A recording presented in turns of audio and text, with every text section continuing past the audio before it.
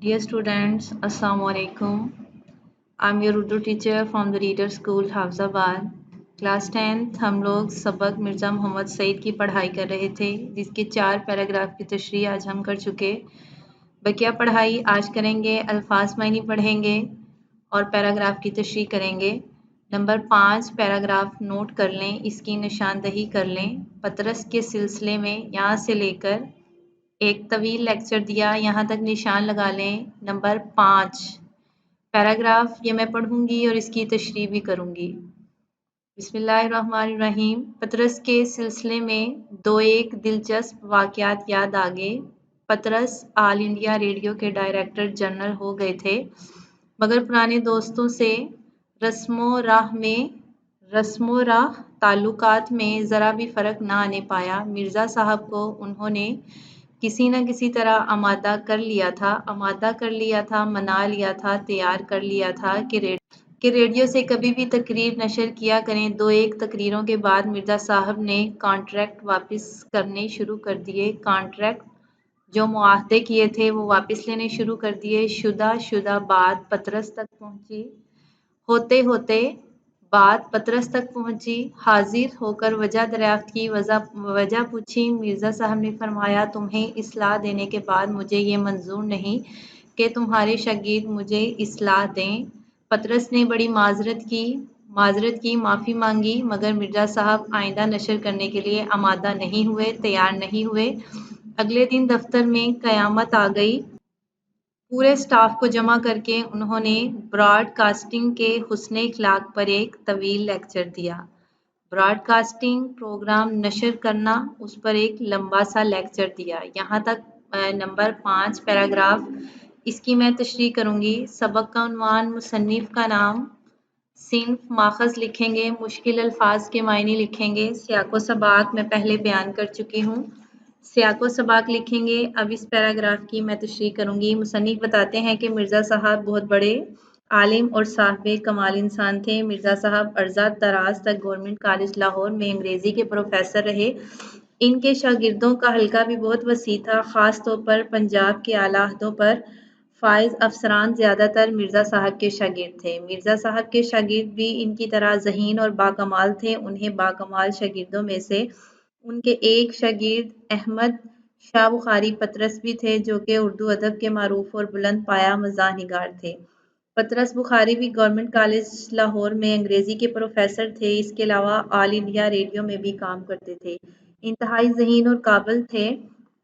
थोड़े ही अरसे में तरक्की की मनाजिल तय करते हुए ऑल इंडिया रेडियो के डायरेक्टर जनरल हो गए थे। पतरस बुखारी नहायत खुश इखलाक और आला ज़र्फ़ थे। उन्होंने इतने बड़े ओहदे पर फाइज होने के बावजूद भी अपने मजाज और रवैयों में फ़र्क नहीं आने दिया और पुराने दोस्तों को नज़रअंदाज नहीं किया और ना ही उनसे ताल्लुकात में फ़र्क आने दिया। उनसे पहले की तरह खुलूस और मोहब्बत का इजहार करते थे। पतरस बुखारी अपने उस्ताद मोहतरम मिर्ज़ा साहब का बेहद एहतराम करते थे। आला ओहदे पर फाइज होने के बाद भी एहतराम व क़ीदत में कमी ना आने दी। पतरस बुखारी ने मिर्ज़ा साहब से गुजारिश की कि वो भी कभी कभार रेडियो से तकरीर नशर कर लिया करें। अगर बड़ा बनना चाहते हो तो छोटा बनने की कोशिश करो, इसलिए कि अज़ीमुश्शान इमारत बनाते वक्त इसकी छोटी छोटी बुनियादों से गाफिल नहीं रहते। चुनांचे पतरस बुखारी ने मुख्तलिफ हीले बहानों से मिर्ज़ा साहब को रेडियो से तकरीर नशर करने के लिए आमादा कर लिया। मिर्ज़ा साहब ने एक दो तकरीरें करने के बाद ही माजरत करते हुए कानूनी मुआहदे वापस करने शुरू कर दिए। मुआहदे वापस करने की वजह ये थी कि रेडियो के तकरीरों के इंचार्ज ने इनकी तकरीरों में रद्द-ओ-बदल शुरू कर दी। रफ्ता रफ्ता ये खबर पतरस बुखारी तक पहुंच गई। वो बहुत फिक्रमंद हुए।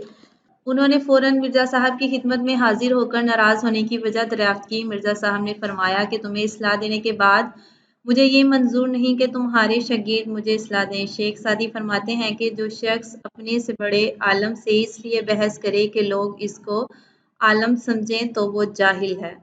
पतरस बुखारी ने अपनी गलती तस्लीम की और माफ़ी की दरख्वास्त की, मगर मिर्ज़ा साहब आइंदा रेडियो पर तकरीर नशर करने के लिए बिल्कुल भी आमादा ना हुए।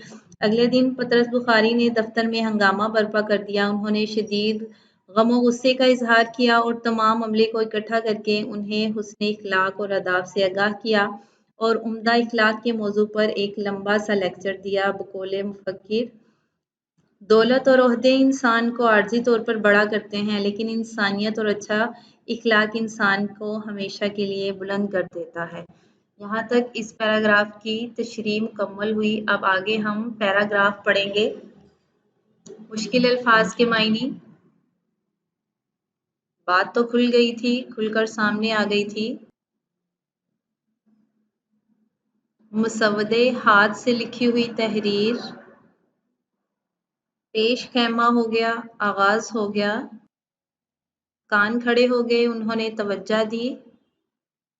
کانٹریکٹ پر، معاہدے پر دستخط کیے، سائن کیے۔ نیکسٹ۔ حسن اتفاق، اچھا اتفاق۔ ادبی حلقہ قائم کیا گیا، ادبی لوگوں کا گروہ بنایا گیا۔ شریک تھے، شامل تھے۔ کلاس 10 پیراگراف نمبر 5 کی میں نے تشریح کی۔ پیراگراف نمبر 6 آپ یہاں سے نوٹ کریں گے۔ ایک جلسے میں محمود نظامی نے مقالہ پڑھا، ایک مضمون پڑھا، اس میں مرزا صاحب بھی تشریف لائے تھے۔ ڈاکٹر تاثیر نے گفتگو کا آغاز کیا، پطرس خاموش رہے۔ مرزا صاحب سے درخواست کی گئی کہ کچھ فرمائیں۔ مرزا صاحب بحث مباحثے کو ناپسند کرتے تھے، اس لیے بڑی محتاط رائے دیتے تھے، احتیاط سے مشورے دیتے تھے۔ اندازہ کچھ ایسا ہوتا تھا، نہیں یہ بات تو نہیں مگر خیر ایسا بھی ہوتا ہے۔ پطرس کو شوخی سوجی، شرارت سوجی۔ فیض کو اشارہ کیا، وہ مرزا صاحب سے زیادہ واقف نہیں تھے۔ بات کاٹ کر فوراً شروع ہو گئے، یہ تو آپ کو معلوم ہی ہوگا کہ رومی تہذیب یونانی تہذیب کے بعد ابھری۔ اتنا تو ان کا کہنا اور مرزا صاحب کا جلال میں آنا۔ انہوں نے اتنی سی بات کی کہ مرزا صاحب فوراً غصے میں آ گئے۔ ہاں میں یہ جانتا ہوں اور یہ بھی جانتا ہوں کہ پرانی تہذیبوں کی تاریخ کا ایک دریا تھا کہ امڑ چلا آتا تھا، ابھرتا چلا آتا تھا۔ اس دن مجھے بھی اندازہ ہوا کہ مرزا صاحب کے سینے میں علم کی کتنی دولت بھری پڑی ہے۔ فیض پشیمانی سے، پچھتاوے سے بار بار مرزا صاحب کی طرف دیکھتے تھے۔ پطرس ہی دل میں ہنس رہے تھے کہ دیکھا اسے کہتے ہیں علم کا سمندر۔ ہم سب دم بخود ساکت بیٹھے تھے، دم بخود حیران ہو کر ساکت بغیر حرکت کیے بیٹھے تھے۔ مرزا صاحب کو آنکھیں پھاڑے دیکھ رہے تھے۔ پطرس نے مرزا صاحب کے جلال کو، غصے کو ختم کرنے کے لیے فوراً چائے کا سامان رکھوانا شروع کر دیا اور خدا خدا کر کے، اللہ اللہ کر کے مرزا صاحب کا جلال رفع ہو گیا، ان کا غصہ چلا گیا۔ کلاس 10 یہاں تک پیراگراف نمبر 6 ہے، اس کی تشریح آپ کریں گے۔ سبق کا عنوان، مصنف کا نام، ماخذ، صنف، مشکل الفاظ کے معنی لکھیں گے، سیاق و سباق اور پھر اس کی تشریح کریں گے۔ یہاں تک پیراگراف نمبر 6 کی نشاندہی کر لیں۔ یہاں سے آپ پڑھائی کریں گے، میں آپ کو الفاظ معنی بتاؤں گی۔ درس و تدریس، پڑھنا اور پڑھانا۔ اگلا پیراگراف نوٹ کریں، پیراگراف نمبر 7، اس کی بھی آپ تشریح کریں گے۔ مرزا صاحب کی زندگی سے لے کر مالا مال تھے، یہاں تک نشان لگا لیں۔ مرزا صاحب کی زندگی بڑی سیدھی سادی تھی، کروفر یا ٹھاٹ باٹ سے کبھی نہیں رہے، شان و شوکت یا ٹھاٹ باٹ سے کبھی نہیں رہے۔ گھر کی سواری ہم نے ان کے پاس کبھی نہیں دیکھی، معدے کے مریض تھے، پیدل زیادہ چلتے تھے، صبح ٹہلنے ضرور جاتے تھے، رات کو جلدی سو جایا کرتے تھے، کھیل تماشے سینما تھیٹر کچھ نہیں دیکھتے تھے۔ خدا کے فضل سے، کرم سے گھر کا آرام انہیں میسر تھا، انہیں گھر کا آرام ملا ہوا تھا۔ ان کی بیگم بھی ادبی ذوق رکھتی تھیں، دو ایک ناول ان کے بھی شائع ہو چکے ہیں۔ اولاد سعادت مند، بیوی سلیقہ شار، پینشن اتنی کہ بڑھاپے میں کسی کی محتاجی نہیں، کھانا سادہ، لباس سادہ، رہن سہن سادہ، پھر احتیاج ہو تو کس بات کی۔ قلب مطمئنہ کی دولت سے مالا مال تھے، ان کا دل مطمئن تھا۔ یہاں تک آپ مشکل الفاظ کے معنی لکھیں گے اور پھر اس کی تشریح کریں گے۔ یہ تھا پیراگراف نمبر 7۔ کلاس کے اس کی پڑھائی کریں۔ دانش کدہ علم و حکمت کا گھر، جواب فی البدیہہ دیا کرتے تھے، فوراً جواب دیا کرتے تھے۔ چار چاند لگ جائیں، عزت و وقار میں اضافہ ہونا۔ मुद्दा सुनकर मुतबस्सम हुए, मकसद जान कर मुस्कुरा दिए। मैंने कुदरी कर ली, मैंने हर मुमकिन कोशिश कर ली, पूरी कोशिश कर ली। मिर्ज़ा साहब टस से मस न हुए, उन्हें बिल्कुल भी असर ना हुआ। बहुत कायदे करीने के आदमी थे, कानून के पाबंद थे और सलीकामंद थे। मुशीर मुकर्रर हुए, मशवरा देने वाले बने। पाकिस्तानी अदीबों का गिल्ड, हम पेशा लोगों की अंजुमन। अलील नहीं मालूम होते थे, बीमार नहीं मालूम होते थे। इकहरा डेल, नाजुक बदन, उजला रंग, सफ़ेद रंग, कुशादा पेशानी, चौड़ा माथा, रुखसार गाल, उतरवा मूछें, मूछें कटी हुई, धान पान से, दुबले पतले जिस्म से, शेरवानी, वास्कट, ओढ़ना बिछोना आदत, रोब गांठने, रोब डालने। हाथों में रेशा आ गया था, हाथ कांपने लग गए थे। ज़हमत होती थी, मुश्किल होती थी। क्लास 10 लास्ट पैराग्राफ नंबर 8 यहाँ से नोट कर लें, मौत बरहक है। यहाँ से लेके लास्ट तक इस पैराग्राफ की मैं आपको तशरीह करवाऊंगी। मौत बरहक है, मरना सबको है, मगर मरने मरने में फ़र्क होता है।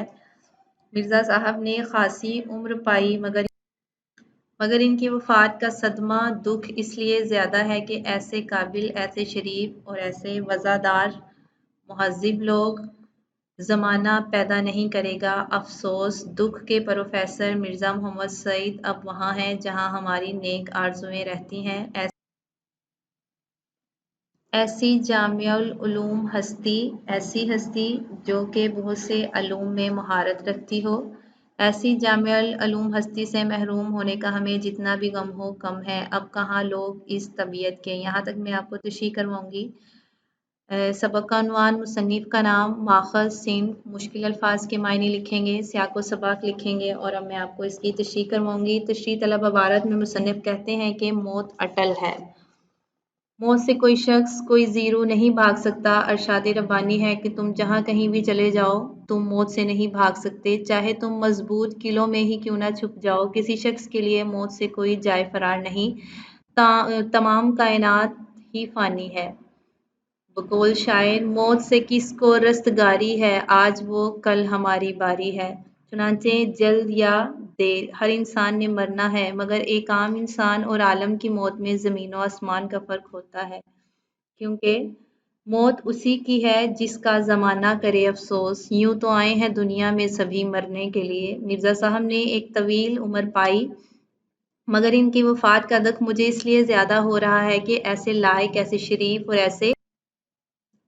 ऐसे रख रखाव और असूलों पर कारबंद रहने वाले इंसान मौजूदा ज़माना में पैदा नहीं होते। ऐसे लोगों के लिए चले जाने से एक खला पैदा हो जाता है जिसकी कमी दुनिया वाले तवील अरसे तक महसूस करते रहते हैं, क्योंकि दुनिया में अजीम इंसान रोज़ बरोज़ पैदा नहीं होते, बल्कि अजीम लोगों की पैदाइश के लिए तारीख को बरसों इंतज़ार करना पड़ता है।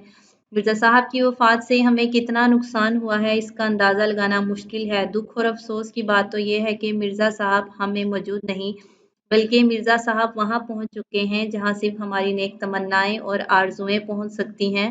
हम एक बहुत बड़े आलम फाजल और अजीम इंसान से महरूम हो गए हैं। हम इतनी बड़ी इल्मी शख्सियत की महरूमी पर जितना भी गम और दुख कर लें, उसका इजहार कर लें, वो कम है। जाने वालों की कमी पूरी कभी होती नहीं, आने वाले आएंगे लेकिन खला रह जाएगा। यहाँ तक आपका पैराग्राफ मुकम्मल हुआ, तशरीह भी मुकम्मल हुई और सबक भी मुकम्मल हुआ। क्लास 10 पैराग्राफ नंबर 5 की तशरीह आपने सुनी, मैंने आपको करवाई। पैराग्राफ नंबर 6 और 7 की तशरीह करना आपका घर का काम है, जिसकी निशानदही आप कर चुके हैं। अब इसके बाद पैराग्राफ नंबर 8 की तशरीह भी आप सुन चुके। मिर्ज़ा मोहम्मद सईद, ये हमारा सबक नंबर 3 कंप्लीट हुआ। थैंक्स, अल्लाह हाफ़िज़।